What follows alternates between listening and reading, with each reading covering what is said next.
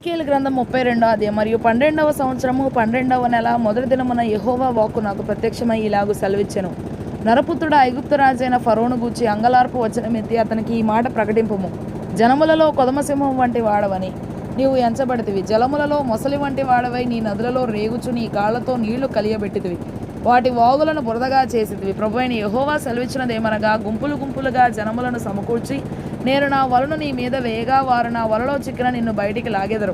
నేను నిన్ను నేల పడవేసి తెరప నేల మీద పారవేసేదను. ఆకాశ పక్షులన్నీ నీ మీద రాలునట్లు చేసి నీ వలన భూజంతువులన్నిటినీ కడుపార తిననిచ్చేదను. నీ మాంసమును పర్వతముల మీద వేసేదను. లోయలన్నిటిని నీ కళేబరములతో నింపెదను. మరియు భూమిని నీ రక్తధార చేత పర్వతముల వరకు నేను తడుపుదును. లోయలు నీతో నింపబడును. నేను నిన్ను ఆర్పివేసి ఆకాశ మండలమును మరుగు చేసేదను. నక్షత్రములను చీకటి కమ్మజేసేదను. సూర్యుని మబ్బు చేత కప్పెదను. చంద్రుడు వెన్నెల కాయకపోవును. నిన్ను బట్టి ఆకాశమందు ప్రకాశించు జ్యోతుల కన్నిటికిని అంధకారము కమ్మజేసేదను. నీ దేశం మీద గాఢాంధకారము వ్యాపింపజేసేదను. ఇదే ప్రభువు యెహోవా వాక్కు. నీవు ఎరుగని దేశములలోనికి నేను నిన్ను వెళ్ళగొట్టి జనములలో నీకు సమూల ధ్వంసము కలుగజేసి బహుజనములకు కోపం పుట్టింతును. నా ఖడ్గమును నేను వారి మీద జడిపించెదను. నిన్ను బట్టి చాలామంది జనులు కలవరించుదురు. వారి రాజులను నిన్ను బట్టి భీతులగుదురు. నీవు కూలిదినమున వారందరూ ఎడతెక్క ప్రాణభయము చేత వణకుదురు. ప్రభువైన యెహోవా సెలవిచ్చినదేమనగా, బబులోను రాజు ఖడ్గము నీ మీదికి వచ్చును. శూరుల ఖడ్గముల చేత నేను నీ సైన్యమును కూల్చెదను. వారందరూ జనములలో భయంకరులు. ఐగుప్తీయుల గర్వము నడిచివేయగా దాని సైన్యమంతయు లయమగును.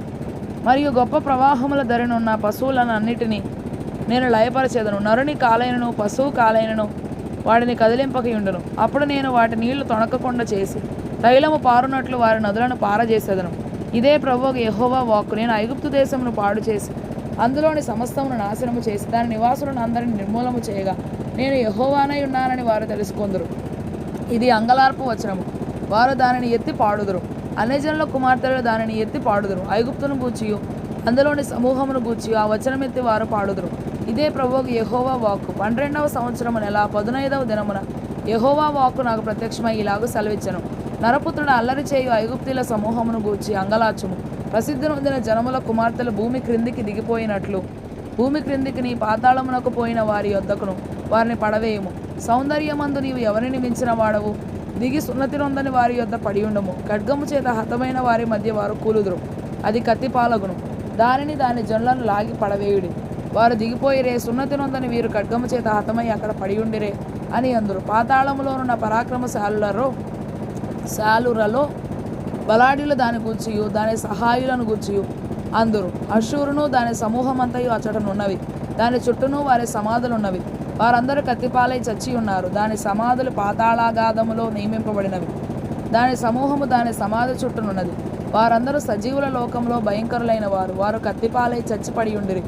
అక్కడ ఏలామును దాని సమూహమును సమాధి చుట్టూనున్నవి. అందరూ కత్తిపాలై చచ్చిరి. వారు సజీవుల లోకంలో భయంకరులైన వారు. వారు సున్నతి లేని వారై పాతాళములోనికి దిగిపోయిరి. గోతులోనికి దిగిపోయిన వారితో కూడా వారు అవమానం నొందుదురు. హతులైన వారి మధ్య దానికిని దాని సమూహమునకును పడక ఒకటి ఏర్పడెను. దాని సమాధులు దాని చుట్టూనున్నవి. వారందరూ సున్నతి లేని వారై హతులైరి. వారు సజీవుల లోకంలో భయంకరులు గనుక గోతులోనికి దిగిపోయిన వారితో కూడా వారును అవమానం నొందుదురు. హతులైన వారి మధ్య అది ఉంచబడును. అక్కడ మెషకును తుబాలును దాని సమూహమును ఉన్నవి. దాని సమాధులు దాని చుట్టూనున్నవి. వారందరూ సున్నతి లేని వారు. సజీవుల లోకంలో వారు భయంకరులైరి గనక వారు కత్తిపాలైరి. ఆయుధములను చేతపట్టుకుని పాతాళంలోనికి దిగిపోయిరి. అయితే వీరు సున్నతి లేని వారిలో పడిపోయిన సూర్యుల దగ్గర పండుకొనరు. వారు తమ యుద్ధాయుధములను చేతపట్టుకొని పాతాళంలోనికి దిగిపోయి తమ ఖడ్గములను తలల క్రింద ఉంచుకొని పండుకొందురు. వీరు సజీవుల లోకంలో భయంకరులైరి గనుక వారి దోషము వారి ఎముకలకు తగిలెను. నీవు సున్నతి లేని వాని మధ్య నాశనమై కత్తిపాలైన వారి యొద్ద పండుకొందువు. అక్కడ ఎదోమును దాని రాజులను దాని అధిపతులందరూ ఉన్నారు. వారు పరాక్రమవంతులైనను కత్తిపాలైన వారి యొద్ద ఉంచబడిరి. సున్నతి లేని వారి యొద్దను పాతాళములోనికి దిగిపోయిన వారి యొద్దను వారును పండుకొనిరి. అక్కడ ఉత్తర దేశ అధిపతులందరూ సీదోనీయులందరూ హతమైన వారితో దిగిపోయి ఉన్నారు. వారు పరాక్రమవంతులై భయము పుట్టించినను అవమానం నొంది ఉన్నారు. సున్నతి లేని వారే కత్తిపాలైన వారి మధ్య పండుకొని ఉన్నారు. గోతిలోనికి దిగిపోయిన వారితో పాటు వారును అవమానం నొందుదురు. కత్తిపాలైన ఫరోయు అతని వారందరూ వారిని చూచి తమ సమూహం అంతటిని గూర్చి ఓదార్పు తెచ్చుకొందురు. ఇదే ప్రభువు యెహోవా వాక్కు. సజీవుల లోకంలో అతని చేత భయము పుట్టించితిని గనుక ఫరోయు అతని వారందరూ కత్తిపాలైన వారి యొద్ద సున్నతి లేని వారితో కూడా పండుకొందరు. ఇదే ప్రభువు యెహోవా వాక్కు.